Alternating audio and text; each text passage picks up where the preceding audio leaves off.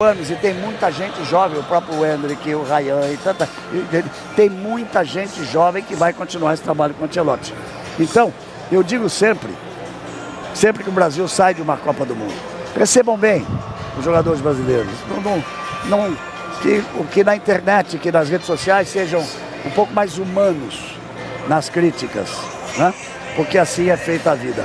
Triste, mas é a realidade. Muito triste, Galvão. Fico triste muito pelo Bruno Guimarães, porque era o jogador, junto com o Vini Júnior, que estava fazendo a melhor Copa pela seleção brasileira ainda. Ele foi escolhido para bater, então assim, ele ainda está na frente do Vini Júnior, que era o nosso artilheiro. Então é uma pena, ele perdeu o pênalti. O Brasil tentou bastante, mas é aquilo. A gente criou, tentou, a bola não entrou, o goleiro salvou, foi o herói da Noruega. E duas falhas de marcação, a gente vai lá e toma o gol do Haaland, que é um matador. Ele é o 9, você não pode liberar ele, não pode deixar ele qualquer segundo sozinho, que ele faz isso, que é gol. Mauro Betti, suas palavras finais em relação à seleção brasileira nessa Copa. Galvão, o que a gente fala desde 90, não deu, ganhamos 94, fazia 24 anos, dessa vez vai dar 28, como foi de 30 a 58, embora tenha parado de Copa do Mundo. Em número de Copas é o maior jejum da história, mas o Brasil não ganhou 5 e perdeu agora 18. Tem equipes melhores. Tem equipes que foram melhores. A Noruega cresceu, o Japão cresceu. A gente precisa ter um mínimo de humildade para saber que a gente precisa se recriar. Mas recriar não é jogar tudo fora, é manter uma base. Temos uma base, manter a comissão técnica e tentar evitar que o Haaland seja, que é um dos maiores centroavantes da história, o que ele foi, e a gente não conseguiu ser. Não é para demonizar ninguém, chega de martirizar. Vamos trabalhar. Bom. Vamos trabalhar e vamos dar oportunidade aos garotos e que o Ancelotti possa trabalhar. Eu sei que nós temos que encerrar, mas eu quero um instantinho para algumas palavras. Do prazer que tive de transmitir a seleção brasileira nessa Copa.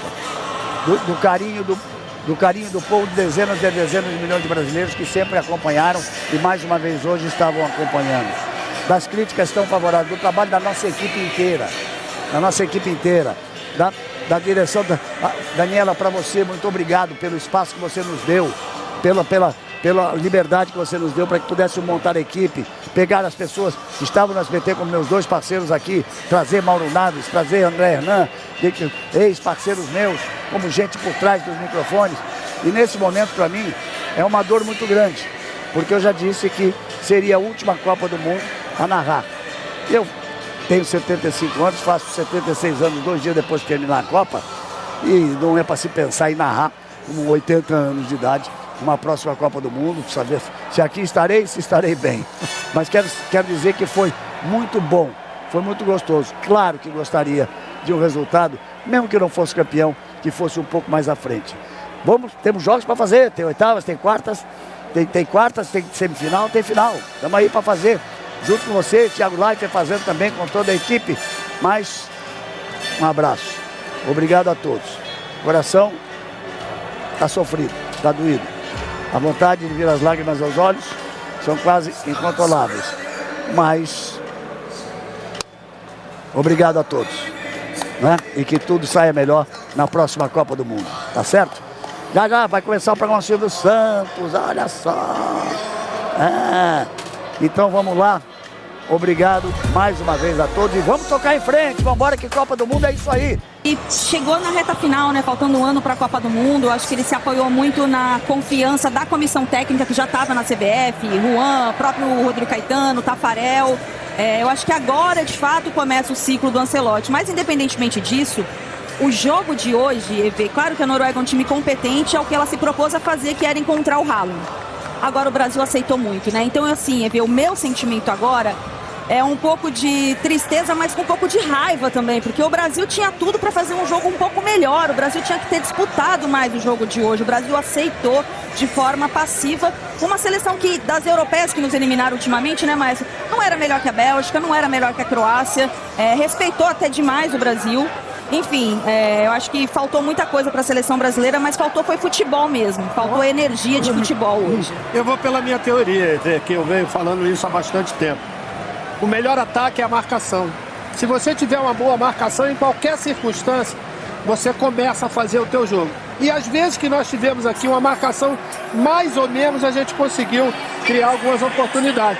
Mas isso é uma coisa que precisa ser feita durante os 90 minutos. E as equipes que têm menos qualidade, com mais limitações, elas se apegam. Olha o que o Paraguai fez. Tudo bem que certos métodos não são legais, mas uma aplicação na marcação, sabendo da tua inferioridade, demonstra muitas vezes que a tua capacidade de poder chegar.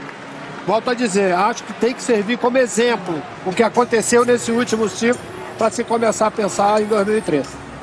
O Ancelotti tem a paz para trabalhar agora, só que com o contrato renovado antes da Copa, ele já chega com um alvo gigante nas costas para esse próximo ciclo, né, Denilson? É isso, EV.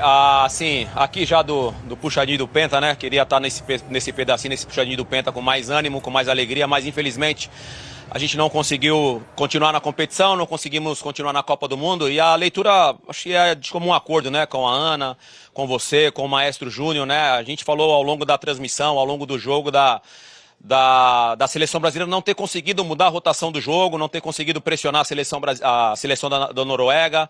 Muito confortável o meio de campo, muito confortável o sistema defensivo. Eu achei que com as alterações, né, principalmente a entrada ali do Endrick, a gente conseguiria mudar um pouco dessa rotação, a do Danilo Santos também, mas a Noruega continuou tendo a posse de bola. Se você citar os números aí, a gente vai ver a superioridade numérica da seleção da Noruega. O Brasil, na minha opinião, respeitou demais a seleção da Noruega. A gente poderia ter mudado o ritmo do jogo, poderia ter pressionado um pouquinho mais a seleção da Noruega. A gente praticamente não criou nenhuma situação de gol. Teve o pênalti do Bruno que aconteceu. O Haaland, que foi o grande nome aí, porque marcou os 2 gols, deu a classificação para sua seleção. Ele teve 3 bolas, fez 2 gols. Né, em cima do Gabriel Magalhães, que a gente falou tanto, né, desse confronto ao longo da semana. Agora é pensar no próximo ciclo, né? Foi a Ana que citou aí o próximo ciclo, próxima geração. A gente tem uma geração muito boa, uma geração jovem que está vindo com personalidade, com característica do DNA da seleção brasileira, que é jogador de drible, de partir para cima. Agora a gente tem que começar a pensar no que a gente fez de errado agora, até esse ciclo, e começar a olhar para 2030. Valeu, Dena, muito obrigado. Só mais um detalhe aqui. Por exemplo, esse foi o 5º jogo da seleção brasileira, certo? Nós fomos melhores do que a Espanha, a Argentina e a França em 5 jogos. Em nenhum momento tivemos sempre abaixo dessas 3 seleções. E eram 3 seleções que eram dadas como favoritas e estão demonstrando realmente esse favoritismo, entendeu? A gente veio subindo um pouco de produção, mas o jogo de hoje foi bem abaixo daquele espírito, da pegada mesmo. Respeitar a Noruega, temos que respeitar pelo tudo que eles fizeram até hoje, mas poderíamos ter feito uma partida muito melhor. Tem alguma coisa em relação ao pênalti? Se você sai na frente, modificava alguma coisa? Tem sim, mas para dizer a verdade, não é que a gente merecia mais do que aconteceu hoje. Aí o Neymar chorando, imagens da câmera exclusiva da Globo, e aqui os gols. Primeira oportunidade limpa que o Haaland teve pelo alto. Ele se antecipou ao Marquinhos. E a primeira que teve de cruzamento chegar nele, né? Que foi a saída do Ryan, que estava dando pressão no lateral o tempo inteiro. Exatamente. O primeiro bote que é dado por Endrick, que não tem capacidade nenhuma de marcar, né? Aí depois teve a possibilidade do norueguês fazer o cruzamento. Tem mérito demais do Haaland, que ele foge da marcação do Gabriel, que estava marcando só a bola. Nesse tipo de situação, você tenta marcar o homem. É lógico que você não está marcando qualquer um, né?